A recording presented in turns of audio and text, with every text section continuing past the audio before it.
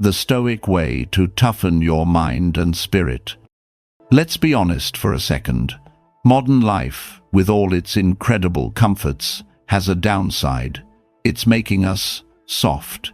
That constant, low-level hum of anxiety you feel, that sense of being totally unprepared for the chaos of the world, that's the price we pay for a life spent avoiding discomfort. We've fine-tuned our lives for ease and instant gratification. We get food delivered, entertainment streamed on demand, and live in perfectly climate-controlled boxes. We have systematically pushed struggle out of our daily lives, and without realizing it, we've pushed out our own strength. This isn't some deep character flaw, it's just that we've lost touch with a core part of being human.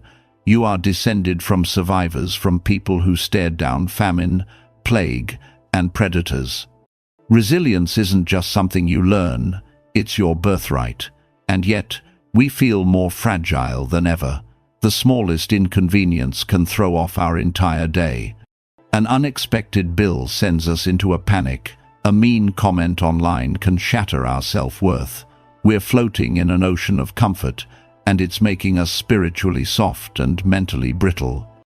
But what if I told you there was an ancient, battle-tested philosophy for forging real mental and spiritual toughness? A way of life born not in quiet libraries, but on battlefields, in the political arena, and in the face of exile and death. The Stoics walked this path.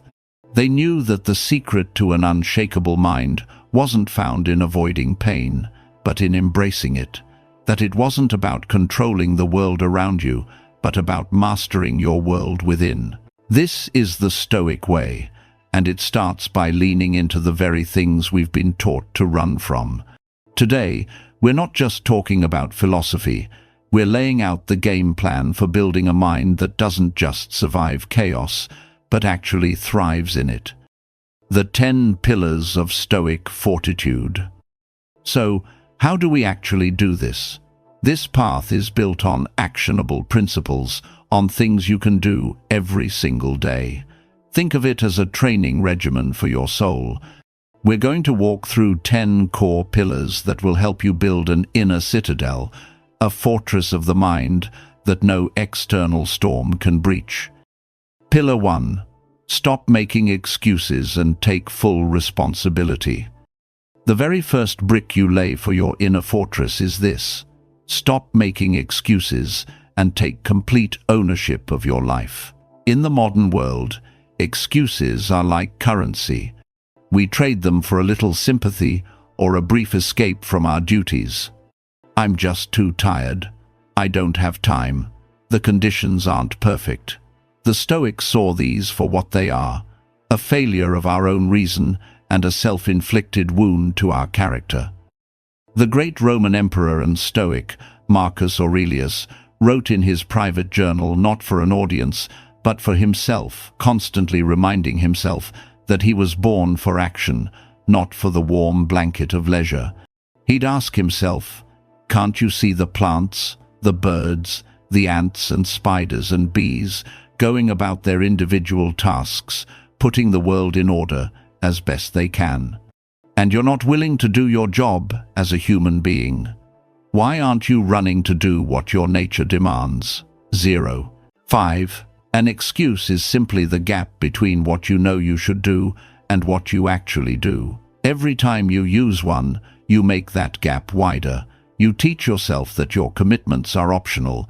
This habit chips away at your honesty and weakens your resolve. A Stoic, on the other hand, builds their life on a foundation of accountability. They act no matter how they feel. They show up whether they're inspired or not. They understand that motivation doesn't come first, it follows the action. When you take responsibility, you stop being a victim of your circumstances and become the architect of your responses. This is the first non-negotiable step. Pillar 2. Embrace discomfort as training. The second pillar flows right from the first. Once you stop making excuses, you have to actively look for the harder path. The Stoics didn't see comfort as the goal. They saw it as a slow decay that dulls your spirit. Seneca, one of the wealthiest men in Rome, regularly practiced what we now call voluntary discomfort. He would sleep on the hard floor, eat simple food, and wear basic clothes, all to prepare himself for potential misfortune. He wasn't a masochist, he was a strategist. He was training his mind to know, not just believe, that he could handle hardship. By doing this, he stripped away his fear of loss. How can you be terrified of losing your money when you know you can be perfectly fine with stale bread? How can you fear losing your bed when you know you can sleep on the floor? In our lives, this doesn't mean you have to live like an ancient ascetic. It means taking the stairs. It means taking a cold shower. It means doing the workout you were about to skip. It means having that difficult conversation you've been putting off. Every time you deliberately choose discomfort, you cast a vote for a stronger version of yourself. You're building real-world endurance and developing a mind that works under pressure, not just when things are easy. Pillar 3. Guide your emotions with reason. This is maybe the most misunderstood part of Stoicism. The goal is not to become a robot, empty of all feeling. That isn't strength, it's suppression. Stoicism teaches you to guide your emotions with logic, so they don't hijack your thinking. Marcus Aurelius described the ideal mind as a fortress you can retreat into to find calm, no matter what's happening outside. Think of your emotions like the weather. They roll in and they roll out. You aren't the storm, you're the sky. The practice is to create a tiny bit of space between an event and your reaction to it. Someone insults you. That flash of anger is automatic. But the Stoic pauses in that moment. They observe the feeling. They ask, is this person's opinion a genuine threat to my character? Is lashing out the most rational, virtuous thing I can do right now? Almost always, the answer is no. By inserting reason into that gap, you take the power back from your primal instincts. You get to choose your response instead of being a slave to it. This isn't about ignoring anger or sadness. It's about acknowledging them without handing them the steering wheel. This daily practice builds a kind of emotional clarity that feels like a superpower in our reactive world. Pillar 4. Build a routine of discipline. Real strength isn't born in a single heroic moment. It's forged in the quiet fire of your daily habits. The Stoics knew that discipline is the bedrock of a well-ordered mind. Epictetus, a man who went from being a slave to a legendary philosopher, compared this practice to athletic training. You wouldn't expect to become a great athlete by only training when you feel like it. The same is true for your character. A disciplined routine frees you from decision fatigue. When your morning is structured, wake up, exercise, read, work, you don't burn precious mental energy figuring out what to do next. This isn't about being rigid for the sake of it. It's about creating a framework that supports your most important goals. Believe it or not, discipline is freedom. It frees you from the tyranny of your own moods. When you have a routine, you don't ask, do I feel like it? You just do it. This consistency creates an undeniable momentum and proves to you, day after day, that you are in control of your actions. That deep internal order is the very definition of a tough and stable spirit. Pillar 5. Tame your desires to reduce suffering. Our world is a desire-generating machine. Ads, social media, and culture are all designed to make you want more, more, more. A faster car, a bigger house, a more exotic vacation. The Stoics saw this endless chase as a primary source of our suffering. Every time you desperately want something outside of your direct control, you're setting yourself up for anxiety and frustration. The Stoic solution isn't to want nothing, but to tame your desires, to practice restraint and reduce your dependency on external things for your happiness. Start asking yourself, do I truly need this, or have I just been convinced that I do? The goal is to reclaim your autonomy from your impulses. When you're no longer being pulled in a million directions by fleeting wants, your mind grows calm and focused. You stop living in a state of constant lack. This doesn't mean you can't enjoy nice things. It means your happiness no longer depends on them. This inner freedom is a core part of Stoic strength. Pillar 6. Master your attention. In the 21st century, your attention is your most valuable currency, and everyone is trying to steal it. Where you place your attention directs your actions and ultimately creates your reality. The Stoics understood this deeply, training their focus with the same care an archer trains their aim. To master your attention is to master your life. This means consciously choosing to limit distractions. It means putting your phone away. It means focusing on one thing at a time. Marcus Aurelius constantly coached himself to give his full mind to the present task, without getting lost in fears about the future or regrets about the past. When your mind is scattered, you are weak. You are easily swayed and distracted from your purpose. By training your focus, you build incredible mental discipline. You learn to be fully present, and the anxiety that comes from a mind that is everywhere and nowhere at once begins to fade. A focused mind is a powerful mind. It's a mind that is clear, tough, and ready for anything. Pillar 7. Treat time as your most precious resource. Seneca famously wrote, "It is not that we have a short time to live, but that we waste a lot of it." For a Stoic, wasting time isn't just inefficient, it's a moral failure. Time is the one thing you can never get back. How you spend your days is, quite literally, how you spend your life. Respecting time means acting with intention. It means protecting your hours like a guard protects a fortress. This isn't about scheduling every second of your day to become a productivity robot. It's about shifting from a reactive mode to a deliberate one. Instead of letting your day be run by emails, notifications, and other people's agendas, you take command. This builds a quiet confidence. When you know you are using your time well, in a way that aligns with your values, that feeling of aimless drifting is replaced by a sense of purpose. You stop waiting for life to happen to you and start making your life happen.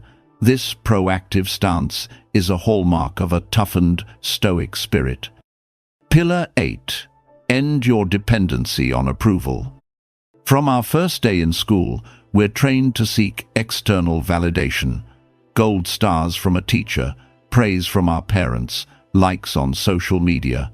This creates a deep-seated dependency on what others think, which is a very fragile foundation to build your self-worth on. A Stoic builds their house on the bedrock of their own principles, not on the shifting sands of public opinion. Marcus Aurelius pointed out that praise adds nothing to an object's true worth.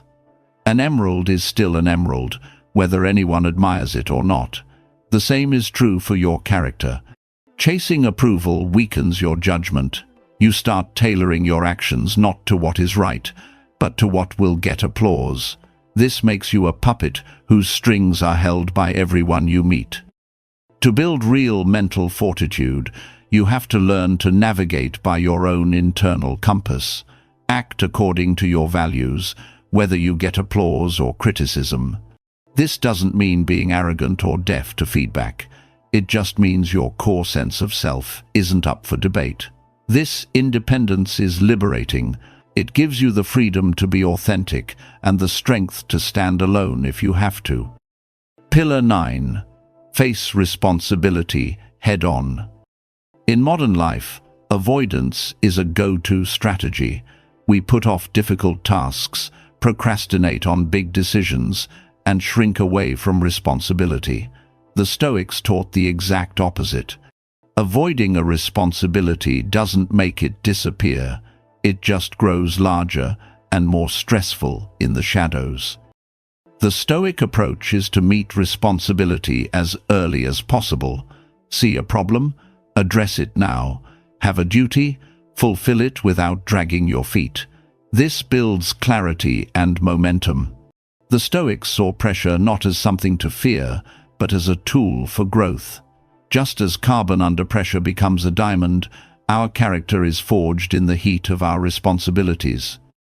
By facing your duties directly, you build a reputation for reliability, not just with others, but more importantly, with yourself. You prove to yourself that you are someone who can be counted on, someone who acts instead of makes excuses. This creates a powerful sense of control over your life and a mindset that is tough, decisive, and ready to lead. Pillar 10. Live as an example.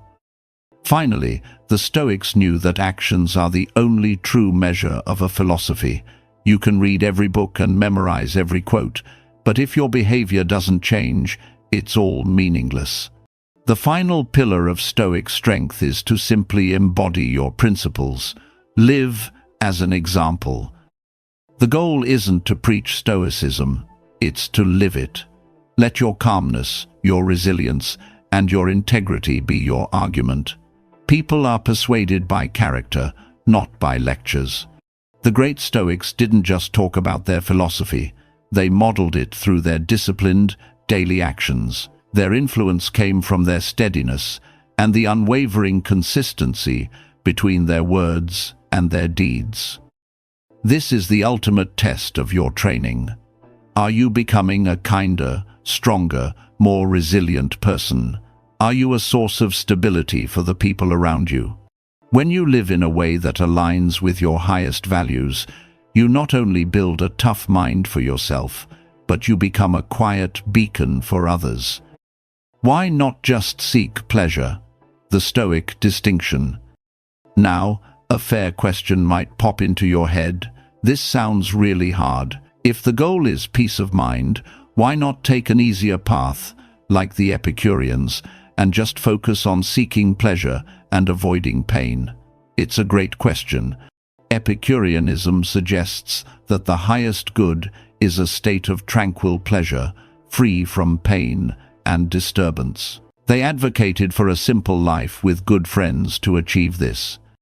And while both philosophies value wisdom and self-control, their core approaches are fundamentally different.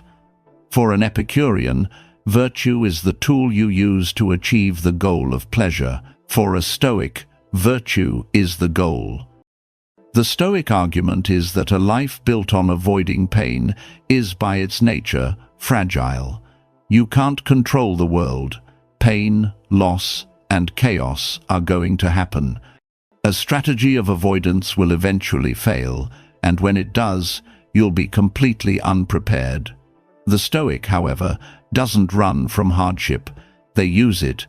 They believe that true, lasting peace comes not from having an easy life, but from becoming the kind of person who can thrive in any life. Here's the crucial difference. The Stoic path is harder, but it builds something far more durable. It's the difference between building a greenhouse to protect a delicate flower and cultivating a deep-rooted oak tree that can withstand any storm. If this ancient path to mental and spiritual toughness speaks to you, if you're ready to stop being a product of modern weakness and start forging your own strength, then make sure you subscribe to this channel for more practical wisdom. Like this video if it gave you something to think about, and share your thoughts in the comments. Which of these pillars do you feel you need to work on the most? Conclusion. The Stoic way is not a quick fix or a life hack. It is a lifelong practice, a commitment to a path of constant improvement, self-mastery, and integrity. The 10 pillars we've talked about today, from taking responsibility to living as an example, are your tools. They are the weights for your mental gym and the training for your spirit. The world will always be unpredictable. People will continue to be difficult. Hardship will find you. That is the one thing you can count on, but you do not have to be a victim of any of it. You have the power to build an inner citadel, a fortress in your mind so well defended by reason and discipline that nothing on the outside can ever truly break you. The comfort you've been chasing isn't your friend.